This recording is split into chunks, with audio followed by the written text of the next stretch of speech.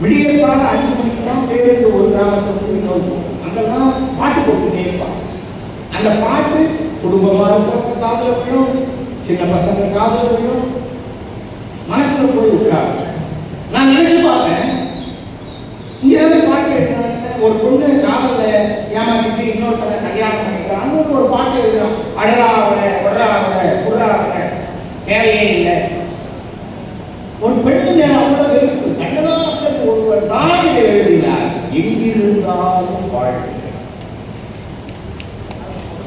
தான் நேசித்த பெண் இன்னொரு திருமணம் செய்து கொண்டார்.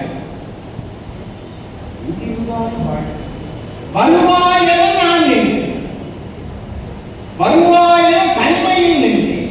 வந்தார், வந்தது வந்தார், துணையோடு வந்தார். துணைவரை காக்கும் கடமையும் தந்தார். தூயவளே நீ வாழ்க, ஏற்றிய தீபம் நிறைவேற வேண்டும். சந்தோஷமா ஏற்றிய தீபம் நிறைவேற வேண்டும், இருண்ட வீட்டில் ஒளிவர வேண்டும். இந்த பாட்டு காதல தோல்வி அடைந்த ஒரு இளைஞன் காதல வேண்டா நல்லா இருக்கும், நம்ம லவ் பண்ணோம் அப்படின்னு நினைப்பான். எது நல்லது சொல்லுங்க சமுதாயத்துக்கு? இதான் கண்ணதாசனால் நிகழ்ந்தது. நீங்க செந்தமிழ் தேன்மொழியால் பாட்டு கேட்டு பார்த்தீங்கன்னா, கண்களில் நீளம் விளைந்தவளோ அதை கடமையில் கொண்டு கரைத்தவளோ பாட்டாளர். நீங்க தமிழ்ல இந்து மதத்துல நந்தாஸ்துதின்னு ஒன்று கேள்விப்பட்டிருக்கீங்களா? நந்தாஸ்துதி சாரி நிந்தாஸ்துதி பண்ணுங்க. நிந்தாஸ்துதினா திட்டுவான், திட்டி தான் வணங்குவான். இப்போ சிவபெருமான பையாரன்னு பாருங்க, ஆழமான பக்தியில தான் சொல்லுவான். நம்ம ஆலமேகம் தானே அங்கெல்லாம் எழுப்பார்.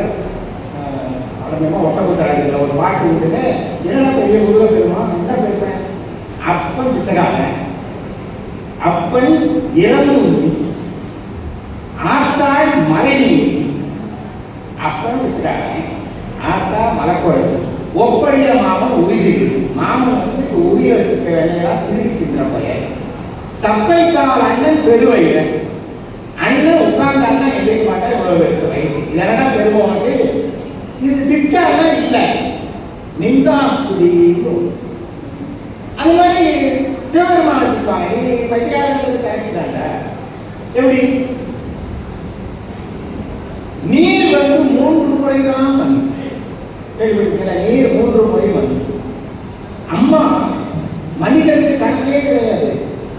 ஆனா இந்த சிவபெருமான் கங்கையை கொண்டு தலைமையில உட்கார வச்சுட்டு எல்லாருக்கும் மன்னிக்கிற அம்மாவை பக்கத்துல உட்கார வச்சிருக்காங்க. அவன் கைக்காரன் நிந்தாஸ்துதி.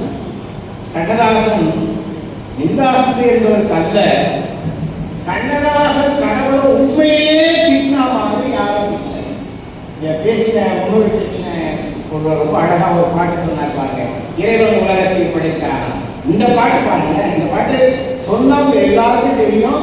கடவுள் மனிதனாக பிறக்க வேண்டும். எதுக்கு நிந்தாஸ்துதிங்க? கடவுள் மனிதனாக பிறக்க வேண்டும், அவன் காதலித்து வேதனை